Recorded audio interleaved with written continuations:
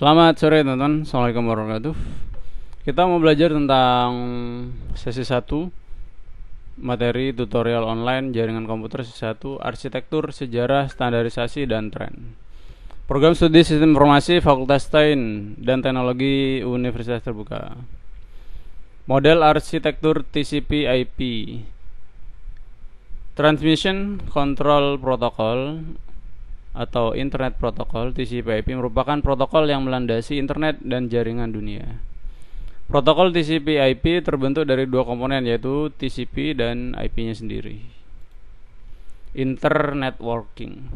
Tujuan dari TCP/IP adalah untuk membangun suatu koneksi antar jaringan network, di mana biasa disebut internetwork atau internet, yang menyediakan pelayanan komunikasi antar jaringan yang memiliki bentuk fisik yang beragam.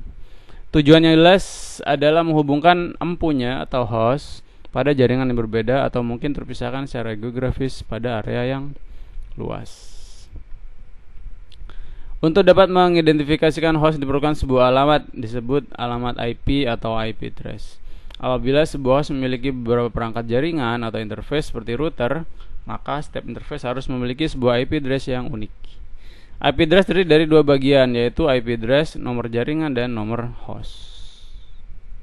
Lapisan pada protokol TCP/IP: layer aplikasi, transport, internetwork, dan network interface. Application TCP, UDP, ICMP, ARP, RARP, IP, network interface, and hardware. Aplikasi TCP/IP. Level tertinggi pada layar TCP/IP adalah aplikasi. Layar ini melakukan komunikasi sehingga dapat berinteraksi dengan pengguna. Karakteristik dari protokol aplikasi antara lain merupakan program aplikasi yang dibuat oleh pengguna atau aplikasi yang merupakan standar dari produk TCP/IP. Contoh aplikasi yang merupakan produk dari TCP/IP antara lain Telnet, terminal interaktif untuk mengakses suatu remote pada internet, FTP atau File Transfer Protocol, transfer file berkecepatan tinggi antar disk, SMTP, Simple Mail Transfer Protocol, sistem bersurat di internet. Menggunakan mekanisme TCP atau UDP kayak pada game, menggunakan model interaksi klien atau server. Bridge, router, dan gateway. Bridge berfungsi menghubungkan jaringan pada layer network interface dan meneruskan frame. Bridge juga berfungsi sebagai MAC relay. Bridge juga transparan terhadap IP. Artinya, apabila suatu host mengirim IP datagram ke host yang lain, IP tidak akan diawasi oleh bridge dan langsung cross ke host yang dituju. Router berfungsi menghubungkan jaringan pada layer internetwork dan mengarahkan jalur paket data. Router mampu memilih jalur yang terbaik untuk pengiriman data karena memiliki routing. Router tidak transparan terhadap IP, maka router akan meneruskan paket berdasarkan alamat IP dari data. Gateway berfungsi menghubungkan jaringan pada layer di atas router dan bridge. Gateway mendukung pemetaan alamat dari jaringan yang satu ke jaringan yang lain. Gateway merupakan pintu keluar suatu host menuju ke jaringan di luar. Biasanya saya sering bilang gateway itu IP-nya router ya. Sejarah internet berawal dari ARPANET. Suatu badan penelitian yang dibentuk oleh DARPA dan merupakan granddaddy of packet switching. ARPANET merupakan awal dari internet. ARPANET menggunakan komunikasi 56 kilobyte per second, tetapi karena perkembangan akhirnya tidak mampu mengatasi trafik jaringan yang berkembang tersebut. NFSNet, National Science Foundation Network, terdiri dari 3 bagian internet networking di Amerika, yaitu backbone, jaringan yang terbentuk dari jaringan tingkat menengah mid level, dan jaringan superkomputer. Jaringan tingkat menengah mid level terdiri dari regional berbasis disiplin dan jaringan konsorsium superkomputer. Jaringan kampus, akademik maupun komersial yang terhubung ke jaringan tingkat menengah. Sejarah internet, penggunaan internet secara komersial.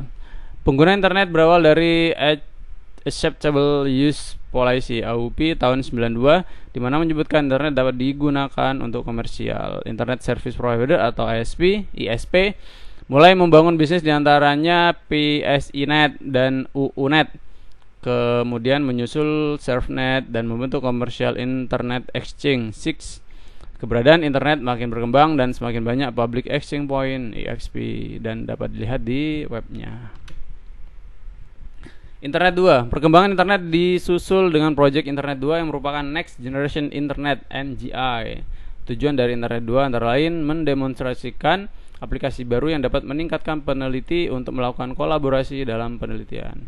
Membangun advanced communication infrastructure, menyediakan middleware dan perangkat development, mendukung QoS quality of service untuk penelitian dan komunikasi pendidikan, mempromosikan next generation dari teknologi komunikasi, mengkoordinasi standarisasi, mengkapitalisasi sistem partner antara pemerintah dan sektor organisasi, melakukan perubahan jaringan dari internet ke internet 2, mempelajari efek samping dari infrastruktur yang baru pada pendidikan tinggi dan komunitas internet.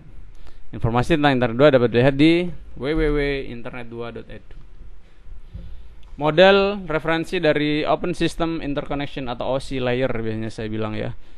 Model ISO 7498 mendefinisikan 7 layer model dari komunikasi data application, presentation, session, transport, network, data link, dan physical.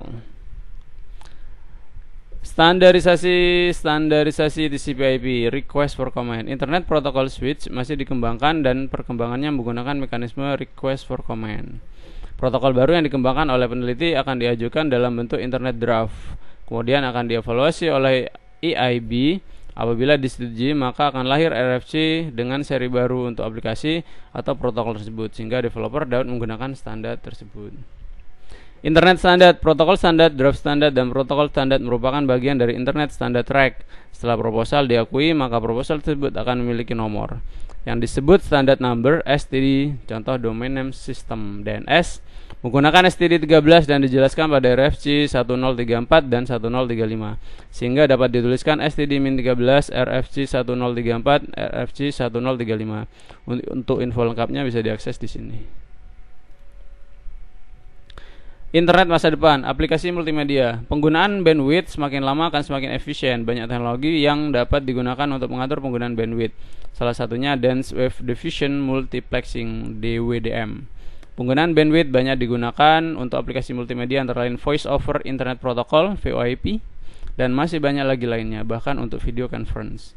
Sekarang untuk mendengarkan lagu dengan internet sudah dapat kita rasakan, dan ke depannya akan dimungkinkan semua perangkat terkoneksi melalui internet dan masih banyak lagi lainnya, atau mungkin Anda sendiri akan diberi IP address. Penggunaan untuk komersial, penggunaan teknologi virtual private networking VPN semakin banyak digunakan oleh perusahaan. Wireless internet, penggunaan aplikasi tanpa kabel sangat meningkatkan mobilitas seseorang, sehingga kebutuhan internet wireless akan semakin populer dengan adanya teknologi Bluetooth, Wi-Fi, IEEE 802.11, WiMAX, dan yang lainnya akan mendukung internet tanpa kabel. Terima kasih, semoga bermanfaat.